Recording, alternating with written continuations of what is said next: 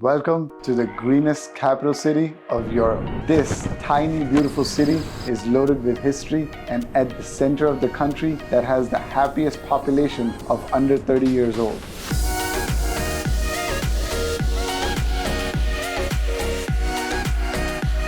Welcome to Lithuania, Vilnius, beautiful country. This looks like a very small airport compared to anywhere in the US, but amazing things come in small package. This summer, I've come to see Lithuania, a small but vibrant country that has become very popular with young people of the Baltic states and Europe.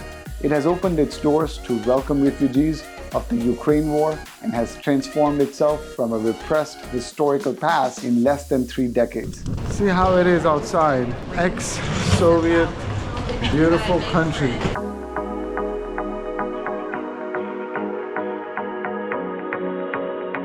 Alright people, we took a €1 bus all the way to Old Town from the airport. This is the cheapest way to get to the Old Town. And I have a 3-minute walk from the Old Town to my apartment that I've booked.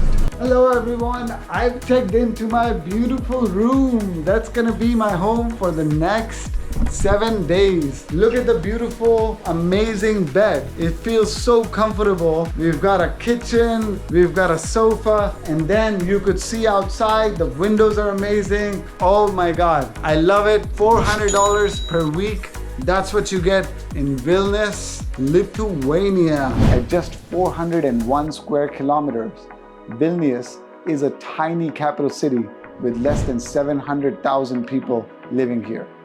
Only 20% of this city is developed, while the rest is green cover. That itself is a huge draw for young folks, a clean environment and fresh air.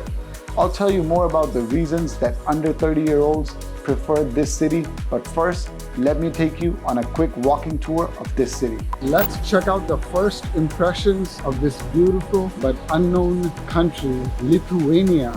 Used to be a part of Soviet Union and then it broke free. So I guess we're not gonna be seeing Putin invade this country anytime soon. So we saw those modern buses, but there's this still the Soviet time bus looks like from back in time.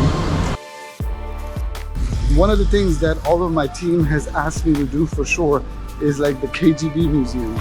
And another important activity here is to go on a hot air balloon.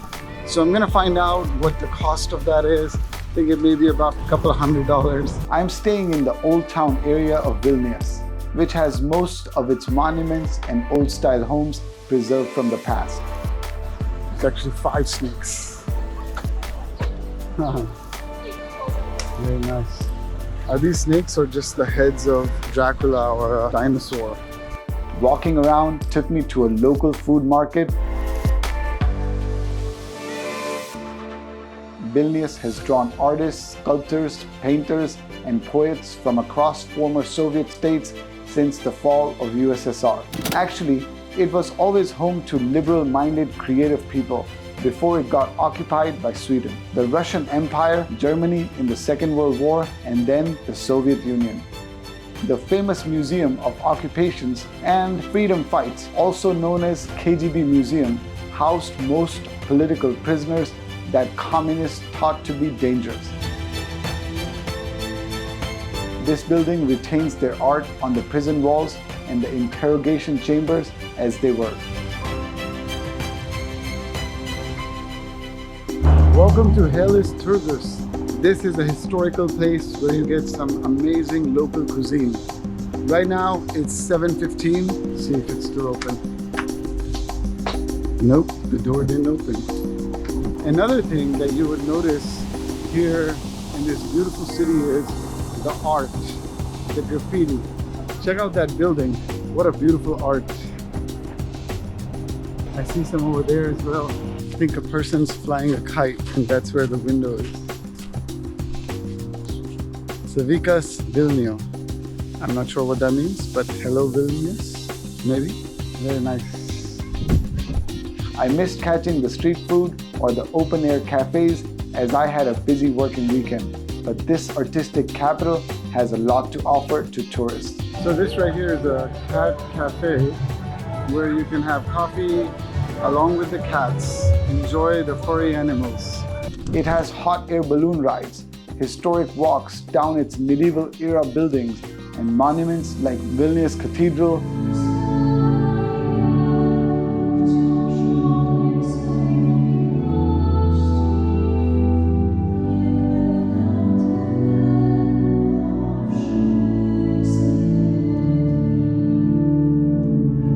beautiful music, beautiful church right here on a Saturday morning.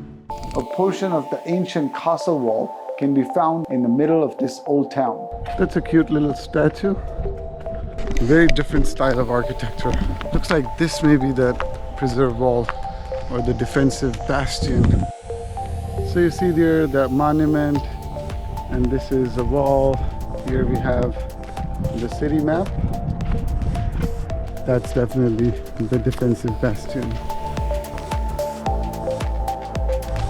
Oh look, that's the place that we have to go. If we walk 24 minutes, I don't think you can see it, but it's all the way over there with that flag. But if I don't want to go, I can always send my drone. Let's fly the drone.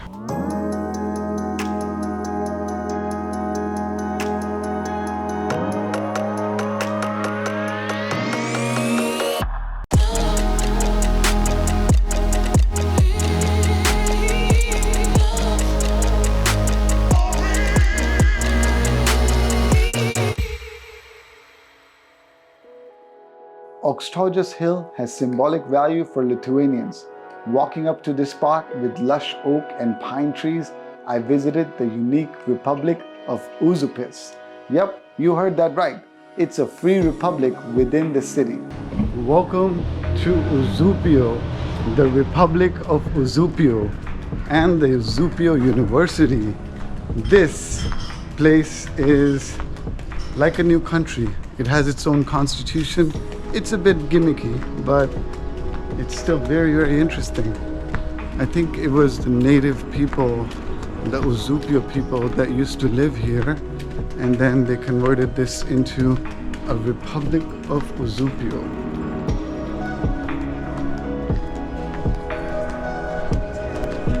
It's an art incubator. Historically, one of the first buildings on the side of Vilnius River. So, very beautiful art incubator. Very nice. I was just on a podcast with a company called Emulate. They emulate the breasts for feeding of the kids. And now we see the statue. So here you can see the map of Uzupis. Nice. Oh, this is the place where you could actually go in the middle and sit there. That would be so cool.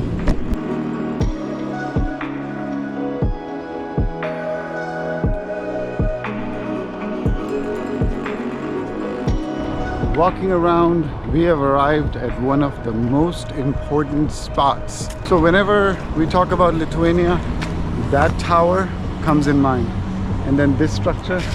And then this is another beautiful church that you see here. And it says we're in midsummer. Best part, beautiful weather. It's like perfect weather. Like you set your air conditioning at the right temperature. That's how amazing the weather is. I love it. This place began as a local joke, but grew into a neighborhood with its own constitution and government, and welcomes artists, cultural and civic movements. It is a UNESCO World Heritage Site. It sits on a riverbank opposite to the main cathedral square of this city. It's a perfect example of Lithuania's embrace of independence, creativity, and youthful spirit. An amazing country with a lot of history. I am here right now in front of the historical presidential palace. Right behind me, this is an important square, and it's only a few steps away from one of the most important squares, which is the Vilnius Cathedral. As you can see behind me, the presidential palace. cobblestone streets lead you to cozy cafes, art, and curio galleries. This is a country that has managed to hold on to its heritage while also building an exciting future for its youth. Welcome to the Vilnius University. This is one of the oldest and the most famous establishments of higher education in all of Central and Eastern Europe. This was formed in 1579.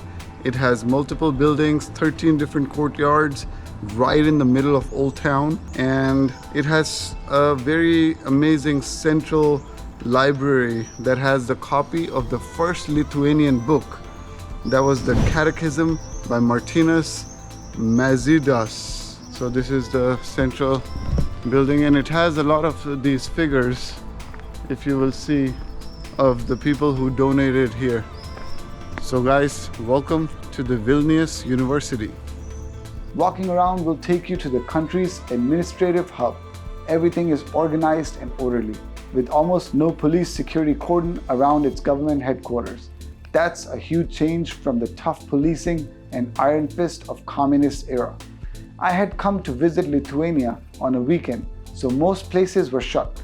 But researching this country threw up pleasant surprises about the way it is run today.